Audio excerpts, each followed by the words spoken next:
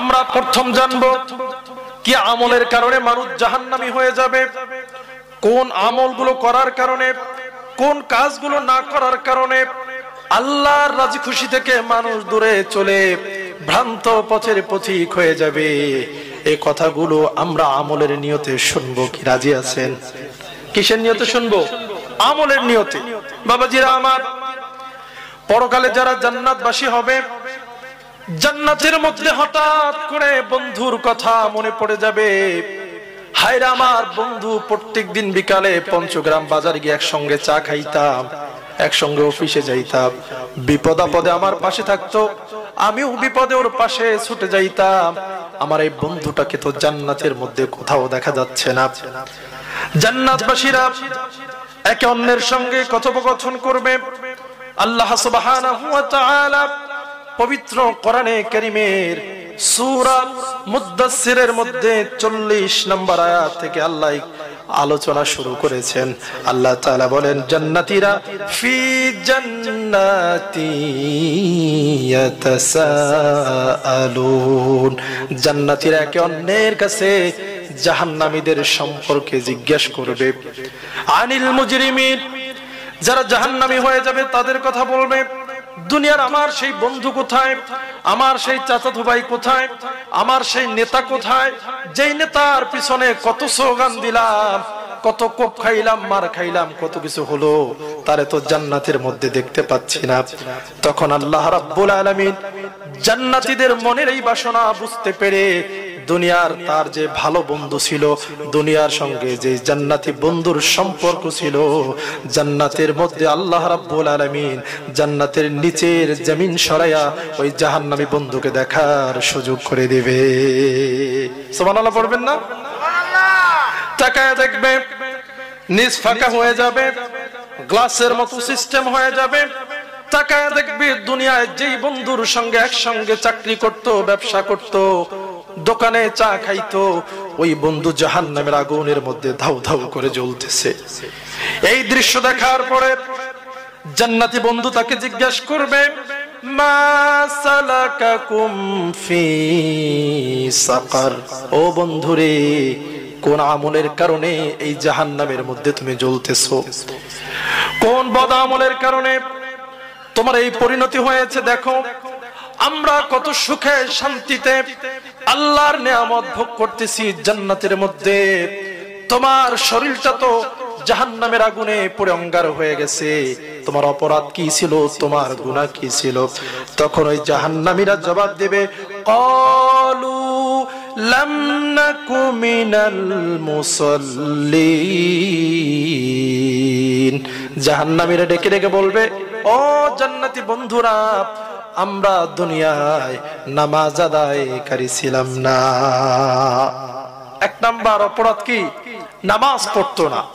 আমরা নামাজে শামিল হই নাই, আমরা নামাজ আদায়কারী নয়, সেজদাকারী নয়, মসজিদে যাইতাম না। শীতকালে ফজরের আজান শুনে কম্বল নাকের দিকে টেনে টেনে ঘুমাইতাম। অথচ এই নামাজ কায়েম করার জন্য আল্লাহর হাবিব বারবার রক্ত ঝরাইছেন। কথা বলেন ঠিক কিনা?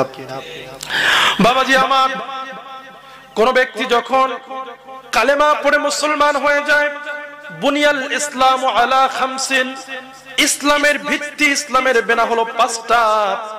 এক নাম্বার হলো মুখে সাক্ষ্য দেওয়া, লা ইলাহা ইল্লাল্লাহু মুহাম্মাদুর রাসূলুল্লাহ। একজন মানুষ যখন কালেমা পড়ে, বিধর্মী থেকেও যদি এই মুহূর্তে মুসলমান হয়ে যায়, মুসলমান হয়ে যাওয়ার পরে প্রথম তার কাজ হচ্ছে নামাজ আদায় করা। কি করা?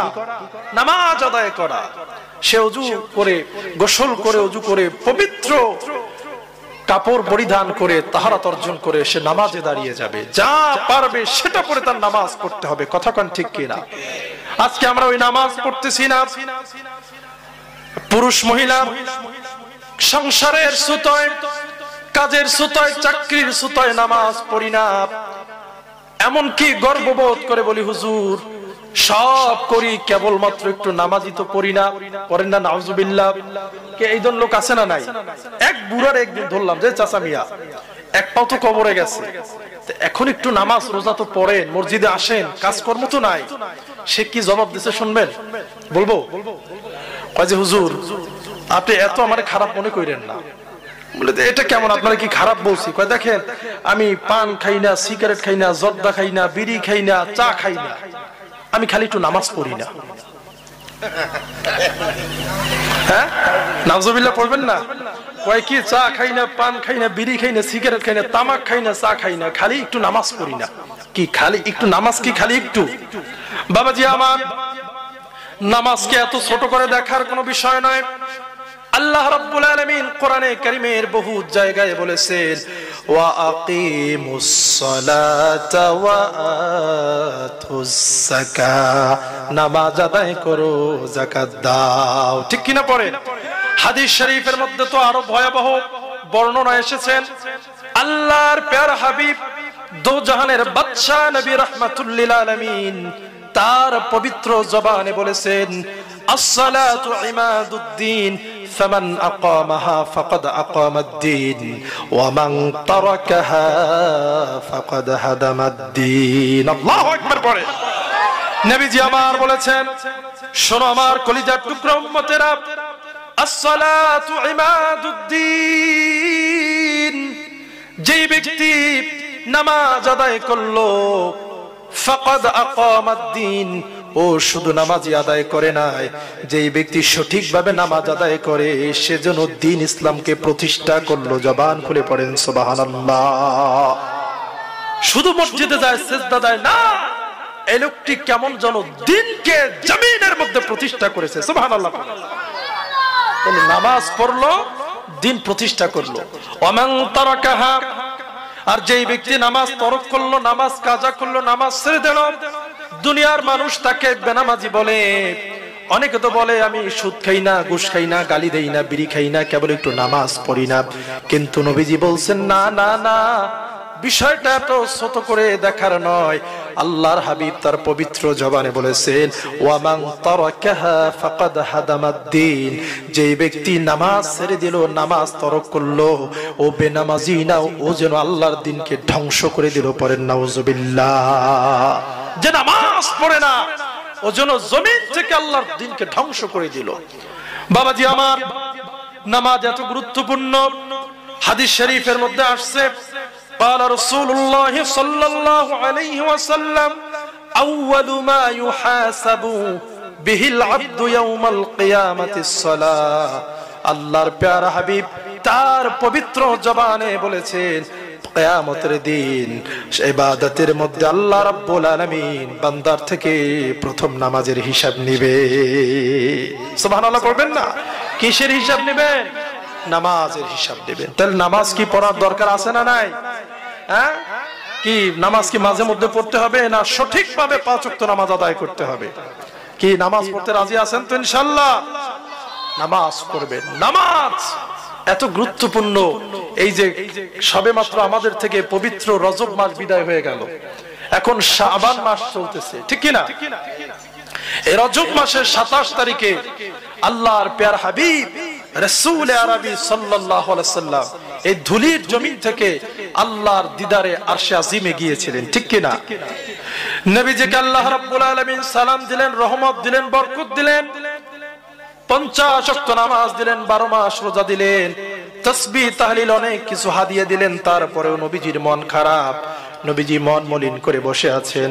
আল্লাহ রাব্বুল আলামিন ডাক দিয়ে জিজ্ঞেস করলেন, হাবিব মুসা আমাকে বারবার দেখতে চেয়েছে, মুসা আমার কাছে দোয়া করেছে, ক্বালা রাব্বি আরনি আনজুর ইলাইক। মুসা বলেছে আল্লাহ আমি তোমার একটু দেখতে চাই, তুমি আমার একটু দেখা দাও। আল্লাহ তাআলা জবাব দিয়ে দিলেন, লান তারানি ওয়ালাকিন ইনজুর ইলাল জাবালি ফাইন ইসতাকাররা মাকানাহু ফাসাউফা তারানি। লান তারানি অসম্ভব মুসা, তুমি কশিন কালে আমারে দেখতে পারবে না, তবে তুমি ওই পাহাড়ের দিকে তাকাও, যদি তুমি স্থির থাকতে পারো তাইলে অচিরেই তুমি আমারে দেখতে পারবা। পড়েন সুবহানাল্লাহ। ফালাম্মা তাজাল্লা রাব্বুহু লিল জাবালি জাআলাহু দাক্কা ওয়া খাররা মূসা সাইকা। আল্লাহু আকবার করে পাহাড়ের দিকে কি তাকাবে? আল্লাহ রাব্বুল আলামিন সামান্য একটু তার নূর থেকে পাহাড়ের দিকে নিক্ষেপণ করলেন, পাহাড় পুরে সরকার হয়ে গেল, আর হযরতে মুসা নবী জায়গার উপরে বেহুশ হয়ে গেলেন। কি আল্লাহকে দেখতে পারছে? আল্লাহকে দেখতে পারছিল? আল্লাহ বলছে, হাবিব আমি আপনাকে এত আমন্ত্রণ জানিয়ে, আহ্বান করে, সম্মান দিয়ে, বোরাক পাঠিয়ে, রহমতের ফেরেশতা পাঠায়া এত উপরে নিয়ে আসলাম, আপনি এখনো মন খারাপ করে আছেন কেন? তো নবীজি ওখানে বলেছিলেন যে আল্লাহ আপনি আমাকে মেরাজে নিয়ে আসছেন, আমার আবু বকর কি মেরাজ আসবে? আমার উমর কি মেরাজে আনবে? আমার ওসমান আলী, আমার গুনাহগার উম্মত গুলো যারা আমাকেও দেখে না, আপনাকেও দেখে না, জান্নাত জাহান্নাম না দেখে আপনার জিকির করবে, নামাজ পড়বে, তাসবিহ তাহলিল পড়বে, দ্বীন মেনে চলবে, তাদেরকে কি মেরাজে আনবেন? আল্লাহ বলেন যে না, তাদেরকে তো মেরাজে আনা হবে না। নবীজির মুখখানা আরো মলিন হয়ে গেল। আল্লাহ রাব্বুল আলামিন বললেন, হাবিব মন খারাপ করবেন না, আপনার মুখ মলিন করবেন না, মন খারাপ করার কোনো কারণ নাই। আমি আপনাকে মেরাজে আনলাম একবার, আর আসসালাতু মি'রাজুল মুমিনিন, নামাজ হচ্ছে মুমিন বান্দার জন্য মেরাজ স্বরূপ। নামাজের মধ্যে আমি বান্দাকে 5 বার দেখা দিব, পড়েন সুবহানাল্লাহ। এই কারণে হাদিসে জিবরাইলের মধ্যে আসছে, আনতা আবুদাল্লাহ কাআন্নাকা তারাহ ফাইন লাম তাকুন তারাহ ফাইন্নাহু ইয়ারাক। তুমি এমন ভাবে নামাজ পড়ো, এমন ভাবে ইবাদত করো যেন তুমি আল্লাহকে দেখতেছো। আর যদি তুমি আল্লাহকে দেখার মতো, দেখার ধারণা করার মতো তোমার সেই মজবুত ঈমান না থাকে, তাহলে মনে করবে অবশ্যই অবশ্যই আল্লাহ তোমারে দেখতেছে। কথা বলেন ঠিক কিনা?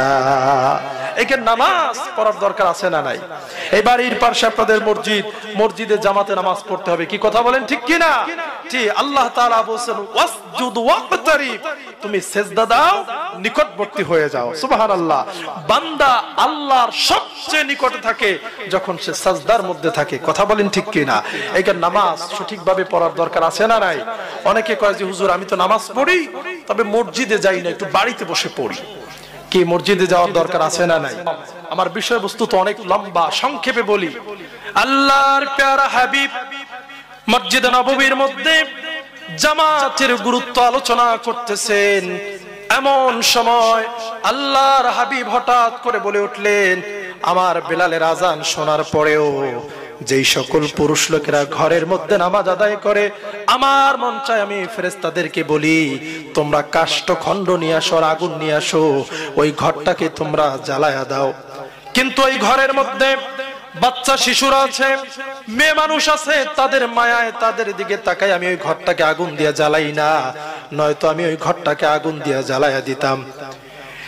এই ওয়াজ শোনার পরে আল্লাহর হাবিবের জলিলুল কদর অন্ধ একজন সাহাবী ছিল, হাদিস শরীফের মধ্যে যার নাম আসছে হযরত আব্দুল্লাহ ইবনে উম্মে মাকতুম রাদিয়াল্লাহু তাআলা আনহু।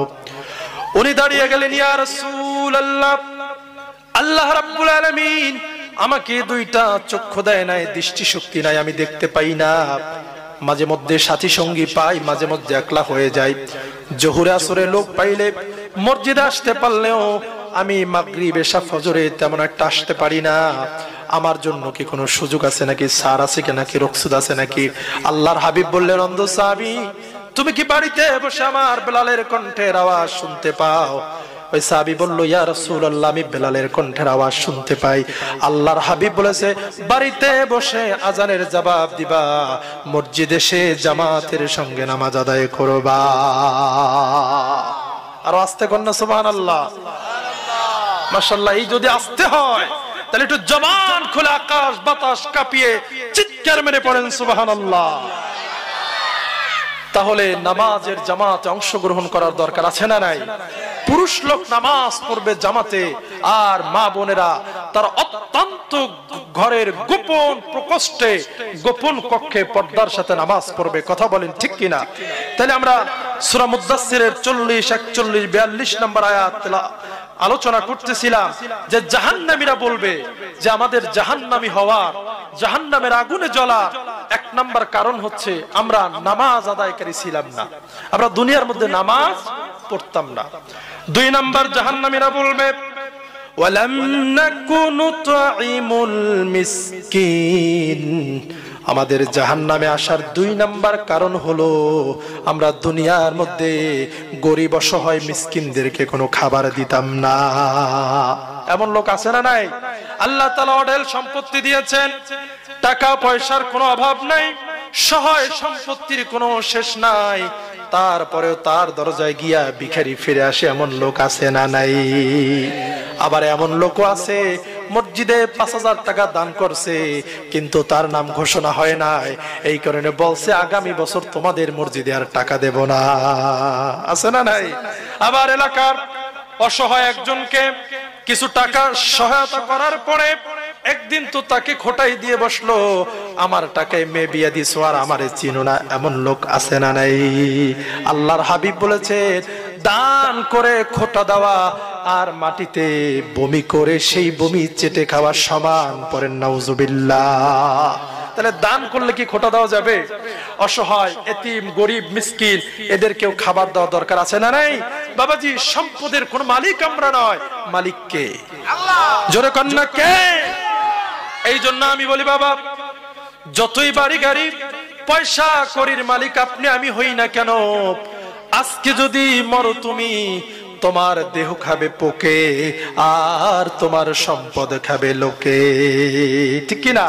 কারো কবর কি 2 পয়সা দিয়ে দাও গেছে কখনো? আপনার বাবার কবরে, দাদার কবরে একটা কানাকড়িও দিতে পারছেন? তাহলে আমাদের কবরেও কি আমাদের সন্তানেরা কিছু দিবে?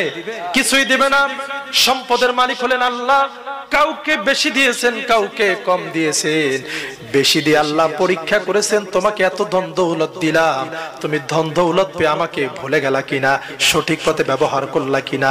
আর আল্লাহ তাআলা ধন দৌলত যাকে কম দিয়েছেন তাকেও পরীক্ষা করেছেন যে অভাবে পড়ে তুমি তোমার মালিক রে ভুলে যাও কিনা।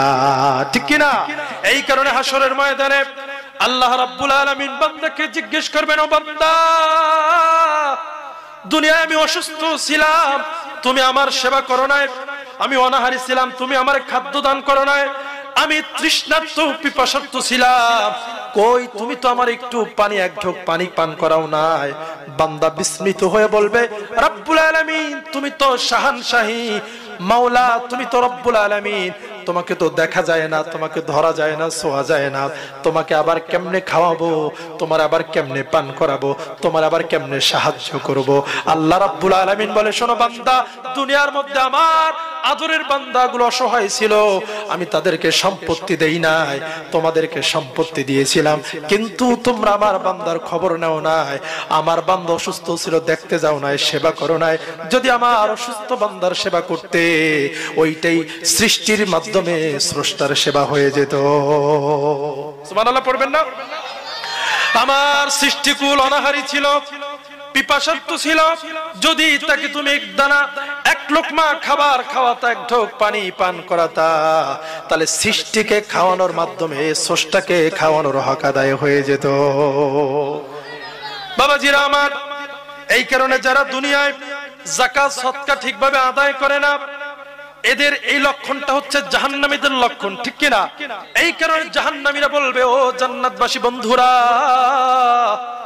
জাহান্নামী হওয়ার 2 নাম্বার কারণ হলো ওয়ালাম নাকুনু নুতঈমুল মিসকিন, দুনিয়ার মধ্যে আমরা মিসকিনদেরকে, গরিবদেরকে খাদ্য দান করতাম না। 3 নাম্বার জাহান্নামী হওয়ার কারণ হলো ওয়াকুন্না নাখুদু মাআল খাইদিন। 3 নাম্বার কারণ হলো দুনিয়ার মধ্যে যারা সত্যের পথিক ছিল, দ্বীনের রাহবার ছিল, যারা আল্লাহর রাহে কাজ করত, আমরা সমালোচনাকারীদের সঙ্গে তাদের সমালোচনা করতাম। পড়েন নাউজুবিল্লাহ। এই কিসিমের লোক সমাজে আছে না নাই? আস্তে কবেন না, আছে না নাই? তাদের কাজই হচ্ছে চার দোকানে গিয়া কার লুঙ্গি ফুটা, কার জামা ছিঁড়া, কার বাড়ির বেড়া ভাঙ্গা, কার মেয়ের চুল লম্বা, কার মেয়ের জামা খাটো, এইগুলা বলার বলার জন্য এক কিসিমের লোক সমাজের মধ্যে আছে না নাই? আলেমদের সমালোচনা করে, ইমামদের সমালোচনা করে, সমাজের ভালো মানুষের সমালোচনা করে, আছে না নাই? জাহান্নামীদের জাহান্নামী হওয়ার 3 নম্বর কারণ হলো দুনিয়ার মধ্যে তারা মানুষের সমালোচনা করত। কি করত? কথা বলে না। আপনাদের কি খারাপ লাগতেছে? শেষ করে দেব? তাহলে একটু জবাব দিন। জাহান্নামী হওয়া 3 নম্বর কারণ হলো তারা সমালোচনা করত। কি করত? সমালোচনা করত। কি আমরা কি সমালোচনা করব? সমালোচনা মানুষের পিছনে গীবাত শেখায়ের এত ভয়াবহ একটি গুনাহের কাজ। মানুষ যত ইবাদত করুক না কেন, মানুষ যদি মানুষের পিছনে সমালোচনা করে, তাহলে তার পাহাড় সময় ইবাদত বন্দেগী থাকলেও ওই ইবাদত বন্দেগী মুহূর্তের মধ্যে নিঃশেষ হয়ে যায়। পড়েন নাউজুবিল্লাহ। আল্লাহর প্যারা হাবিব মেরাজ শরীফ থেকে দুনিয়া আসার পরে সাহাবায়ে কেরামকে বললেন, ও সাহাবীরা, মেরাজের রজনীতে আল্লাহ রাব্বুল আলামিন আমার দ্বারা জাহান্নামকে পরিদর্শন করিয়েছেন। আমি জাহান্নামের অধিকাংশ অধিবাসীদেরকে মহিলা দেখে এসেছি, জাহান্নামের মধ্যে মহিলাদের আধিক্য দেখে এসেছি। সাহাবায়ে কেরাম জিজ্ঞাসা করলেন, ইয়া রাসূলুল্লাহ, কোন কারণে জাহান্নামের মধ্যে মহিলাদের সংখ্যা বেশি? নবীজি বললেন, 2টা কারণে। জোরে বলেন, কয়টা? 1 নাম্বার কারণ হলো দুনিয়ার মধ্যে মহিলারা তাদের স্বামী তাদেরকে যতই ভালো রাখুক, ভালো পোশাক দান করুক, ভালো খাবারের ব্যবস্থা করুক, কোনদিন মহিলারা স্বামীর শুকরিয়া করে নাই। কয়, তুমি কি দিছো? ওই পাশের বাড়ির ভাবিরে তো কালকেও 2টা কানের ঝুমকা বানাই দিছে, তুমি তোমার একটা নাকের আংটি দিতে পারলা না, হাতের একটা আংটি তো বানাই দিতে পারলা না, 1 যুগ বিয়ার বয়স, ভালো একটা শাড়ি কিনে দিছো। কি এই কথা বলার লোক আছে না নাই? আছে। কই যে দেখো তোমার বড় ভাই সব জমি বোন নামে রাখছে, তুমি রাখছো আমার নামে 2% জায়গা, তুমি আমার ভালোটা বাসো কোথায়? তুমি তো আমার কোনো হকই আদায় করো নাই। এইরকম লোক আছে না নাই? নবীজি বলছেন জাহান্নামে মহিলারা বেশি হওয়ার 1 নম্বর কারণ হচ্ছে তারা স্বামীর নাশুকরিয়া করত। কি করত? আর 2 নম্বর কারণ হলো মহিলারা দুনিয়ায় বেশি বেশি মানুষের সমালোচনা গীবাত করত। আছে না নাই? আপনাদের আশিয়ারের লোক হয়তো ভালো, ঠিক না? আমাদের অঞ্চলে আছে যে মহিলারা 7 জন 10 জন এক জায়গায় বসলেই সমালোচনা শুরু হয়। এই কারণে কি সমালোচনা করা যাবে? চগলখড়ি করা যাবে? গীবাত শিকায়ত করা যাবে? আল্লাহর হাবিব বলেছেন, লা ইয়াদখুলুল জান্নাতা কাত্তাত, চগলখোর আল্লাহর জান্নাতে প্রবেশ করবে না। কোথায় প্রবেশ করবে না? জান্নাতে যাবে না। তাহলে আমরা জাহান্নামীদের 3 নম্বর লক্ষণ, জাহান্নামী হওয়ার কারণ পেলাম যে জাহান্নামীরা তারা সমালোচনাকারীদের সঙ্গে সমালোচনা করত। এরপরে তাদের 4র্থ নাম্বার আরেকটি কারণ আছে, বলবো? এইবার জাহান্নামীরা জান্নাতীর দিকে তাকিয়ে চোখের পানি ছেড়ে ছেড়ে বলবেন, ও জান্নাতি ভাইয়েরা, দুনিয়ার মধ্যে একসঙ্গে চায়ের দোকানে চা খাইতাম, চাকরি করতাম, ব্যবসা করতাম, তারপরে জাহান্নামী হওয়ার আমাদের 4 নাম্বার কারণ হলো ওয়া কুন্না নুকাযযিবু বিয়াউমিদ্দিন, আমরা এই প্রতিফল দিবসকে অস্বীকার করতাম, পরকালকে মানতাম না। 1 শ্রেণীর লোক আছে মুসলমান, দাড়িও রাখছে, বুড়াও হইছে, যদি বলি বাপজান এখন এই গুনার কাজ ছাড়েন, পরকালে কিন্তু হিসাব দিতে হবে, তো তারা তখন বয়ান ছাড়ে, কয় মরার পরে খুদা ফেরেশতারা যে কয়টা দিতে পারে দিও। পড়েন না নাউজুবিল্লাহ? কি এই ধরনের কথা আপনারা শুনছেন না? বলে না? তাহলে জাহান্নামীদের 4 নাম্বার লক্ষণ হচ্ছে তারা পরকালকে অস্বীকার করত। দুনিয়া নাস্তিকরা বলে মরার পরে আমরা তো পচে যাব, গলে যাব, মাটির সঙ্গে মিশে যাব, কেমনে আবার আমাদেরকে জীবিত করবে, কেমনে আবার আমাদের বিচার হবে, কেমনে আবার আমাদেরকে আল্লাহর সামনে দাঁড় করাবে। আল্লাহ রাব্বুল আলামিন চমৎকার করে জবাব দিয়ে দিয়েছেন, কাইফা তাকফুরুনা বিল্লাহি ওয়া কুনতুম আমওয়াতান ফাআহইয়াকুম সুম্মা ইউমীতুকুম সুম্মা ইউহয়ীকুম সুম্মা ইলাইহি তুরজাউন। আল্লাহু আকবার পড়েন। আল্লাহ রাব্বুল আলামিন কোরআনে কারীমের মধ্যে ঘোষণা করেছেন, কাইফা তাকফুরুনা বিল্লাহ, কিভাবে তোমরা আল্লাহকে অস্বীকার করো? ওয়াকুনতুম আমওয়াতান ফাআহইয়াকুম, অথচ তোমরা ছিলা মৃত, সেখান থেকে জীবন দান করেছেন কে? আমরা শুধু মৃত্যু ছিলাম না, আমাদের কোনো নাম নিশানা কিছুই ছিল না, ঠিক কি না? এই পৃথিবীতে আসার আগে আমাদের কোনো চিহ্ন ছিল, কোনো নমুনা ছিল, কোন আকার আকৃতি ছিল? কিচ্ছু ছিল না। সেখান থেকে আল্লাহ সুবহানাহু ওয়া তাআলা আমাদেরকে এত সুন্দর একটি দেহ দান করে প্রাণবায়ু দান করেছেন। আল্লাহ বলেন, কেমনে তুমি আল্লাহকে অস্বীকার করবা? তুমি তো ছিলা মাটির সঙ্গে, পানির সঙ্গে, তোমার তো কোনো আকার আকৃতি ছিল না, তুমি ছিলে মৃত, সেখান থেকে আমি আল্লাহ তোমাকে জীবিত করেছি, তোমাকে জীবন দান করেছি। সুবহানাল্লাহ। সুম্মা ইউমিতুকুম সুম্মা ইউহয়িকুম সুম্মা ইলাইহি তুরজাউন, আবার তুমি মৃত্যুবরণ করবে, সেখান থেকে আমি তোমার জীবন দান করব, আবার আল্লাহর কাছে তোমাকে ফিরে যেতে হবে। কি হবে কি হবে না? মানুষ যখন মারা যায়, নামাজি হোক বেনামাজি হোক, রোজাদার হোক বেরোজদার হোক, হালালখোর হোক হারামখোর হোক, পর্দা করুক না করুক, মৃত্যুর সংবাদ শুনলে আমরা একটা দোয়া পড়ি, পড়েন ইন্না লিল্লাহি ওয়া ইন্না ইলাইহি রাজিউন। অর্থ কি? আমরা পড়ি নিশ্চয়ই আমরা সবাই আল্লাহর জন্য, ওয়া ইন্না ইলাইহি রাজিউন, আর আমরা সবাই আল্লাহর কাছে ফিরে যাব, ঠিক কি না? এই কারণে বাবাজি, হিসাবের একটা দিন আছে না নাই?